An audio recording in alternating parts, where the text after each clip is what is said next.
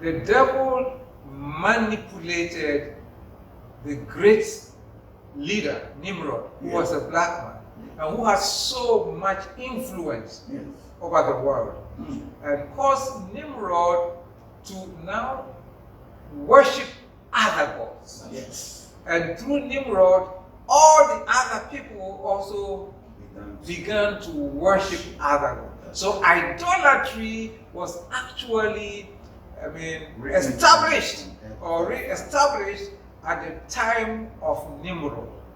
Would you say that was the genesis of the black race problem with God? That's right. That's right. Because God hates idolatry. He said, behold, the Lord your God is a jealous God. Our God is a jealous God. And when you enter into idolatry, it is like a woman who has left the husband and has gone to another man. So God hates idolatry. And so the desire of the black race into idolatry brought God, or took away God's love or God's favor that was upon us. So that was the beginning of the afflictions of the black man. But in addition to that, we have already said that the devil was against the glory of the black man. So when you enter into idolatry, then you have entered into your enemy's tent. Yes. So now you give upper hand to The enemy the enemy to destroy you. So the idolatry itself was not to help the black man, was rather to steal or to rape off their glory through these fallen angels who will come as God as if they are there to help, but they came to rape the glory of the black man. Prophet, Yes. you know, we all know that it is the turn of the black race all over the world to arise, Yes.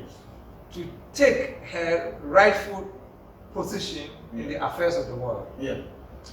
But the pitiful situation, I call it pitiful because it is that they have got that erroneous impression that going back to our roots means going back to idolatry.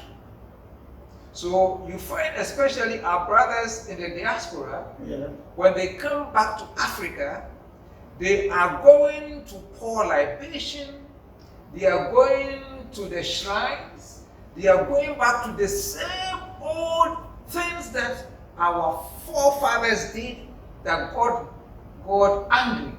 What Nimrod led us into, which made us go into bondage for several centuries. Now that it is time for us to come out of it, we are being driven back into it because the impression is that worshiping God the way Christians do belongs to the Europeans and not to Africans. What do you say about this? That is the same thing that Apostle just said, that you see, idolatry is the root of poverty. The root of poverty. Yeah, poverty, lack. All right, it rip you out of your glory and empty you, and you become nothing. Because when you do not have the favor of God with you anymore, then you are vulnerable. All right, you are very vulnerable, and everything that you do, you continue to multiply error. But as God had intended that the cycle is completed, so therefore this is our time of restoration. As the apostle said, we have a lot to do. So, and these things have to do with how are we going to communicate. And I think this is what this platform is for, to tell our African that we are in a new era altogether. And there is a reverse. The tape is being rewound by God Himself. Okay? So, you talk about when our brethren in Europe come back. In fact, there are movements that our African idolatry should be our worship, and not the worship of what they think it is a white man. But Christianity begins with the black man. It is not the white man religion. All right? To the point that even the same sons of God, let's say Abraham, from the Ishmaelites, that is their message that they carry, around the world, that Christianity is foreign. It is not, from God. All right, it is. So they carry that campaign, that even in Africa, the Muslims in Africa tell their congregation or their young children that Christianity is white man religion.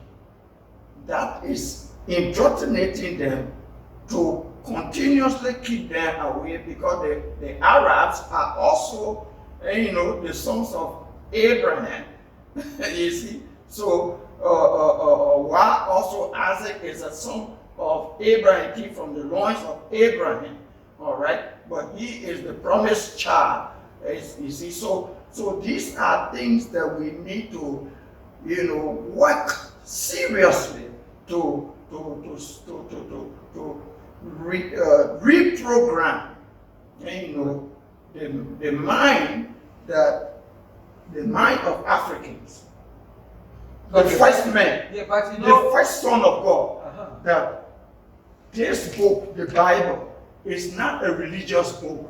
This is the manual of life. It's not a religious book. We need to do that, okay? Because everything concerning life is found in this book. The book of life. This is the book of life. Okay? So this is the manual of life. Everything you can think about, you were just naming the different, you see mathematics here, you see even the punctuation marks and all the kind of thing have to do with grammar, and the chemistry, physics, everything, so this is with education, okay, civilization, it all started by us. So we have to use the platform of education to educate the minds of our people and bring them back to this kind of an original teaching for what God meant and God's intention for black men. We have to rewind it. Good. There's one thing people do not agree. Yeah. They do not agree that idolatry of the black race is the cause of our difficulties, because they will quickly refer you to China, and they'll tell you China does not believe in the God we believe in. Yeah. They'll take you to Asia and other places. They'll tell you that all these Europeans you see, they don't worship God. It is only Africans that worship God, and yet they are prospering. So rather, it is because of the God we worship, that is why we are poor. What do you say to this? I think they are wrong, because if we say the God we worship, now when you travel outside Africa, do you see the people who worship the God we worship? Do you see them poor? 70% of Americans are Christian. Do you see them poor? They are the world superpowers. If you go to Canada, people are serving God. Do you see them poor? If you go to Europe, do we see them poor? So how come? But they don't pray like we pray.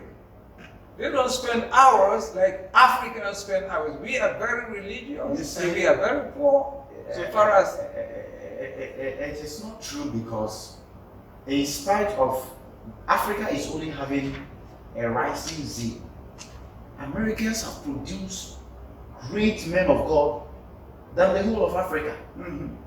They produced Billy Graham, who won 200 million souls for God. How many people could pray like him? How many people could do miracles like him? So we are just coming. So they should just give us time. Christianity has spent over 1,000 years.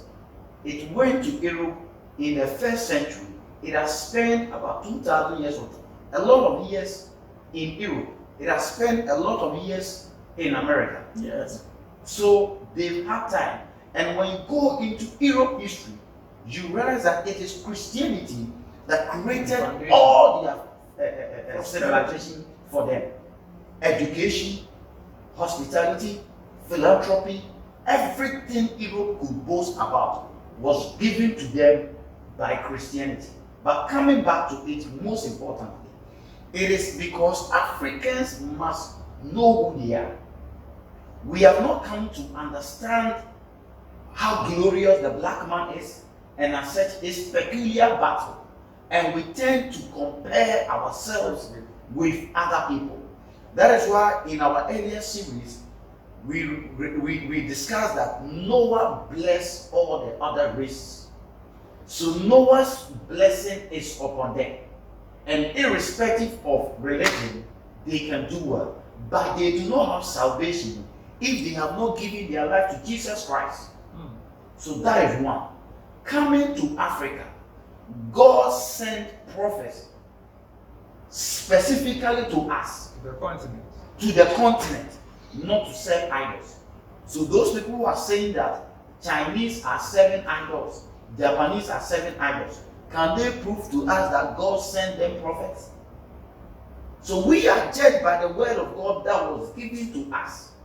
And the Bible says in, I think, Amos chapter 9, the verse 6, that verse 7, that you children of Israel, are you not unto me like the children of Ethiopians? Who are the Ethiopians? They are the black people. Now, when God says that we are like the people of Israel unto him, it means that when God punishes Israel for doing something, we should expect God to punish us.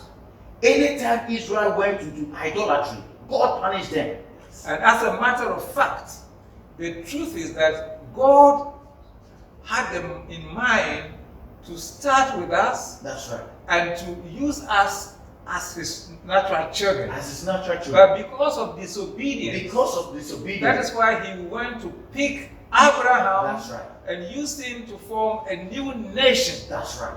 A modern nation That's for right. the world. That's right. But it does not mean that God has abandoned his natural children. God has not abandoned the African. That's right. So what we should know is that anytime God's special children went into idolatry, God punished them. So we are saying that we also went into idolatry, and we should know that it brought punishment to us. And we can all testify that Africa is rising. Africa is rising because of the church. If people think that the church is a problem of Africa, they should go to places in Africa where there is no church. And I will tell them the abject poverty that is there. Like the prophet said, idolatry is the root of poverty. Go to African villages, towns, where there are no churches, where there are no Christianity, and you see the abject poverty that is there. So the church is rather bringing economic prosperity. The church is rather bringing a light. And you know what? When the 400 years was over and they were moving, some people cried to the people of Israel and Moses that they should go back to Egypt. They were missing the cucumber. That's right. Missing all the carrots. We understand. It is our time to rise to our glory once again. Yes. And then some people are saying, let's go back to Egypt. Yes. Let's go back to our idolatry. Yeah. We are not going back to our idolatry. We are rising with our Christian God, and they will see. In fact, we have the evidence, as we were discussing, that now the Europeans are shocked. Why are the Africans not dying? With the same speed, And big numbers That's like right. the Europeans. And they that. know we don't have the technology they have, we don't have the money they have, we don't have the professionals they have, and now they are amazed. It is because the Christian God of Africa is protecting his people.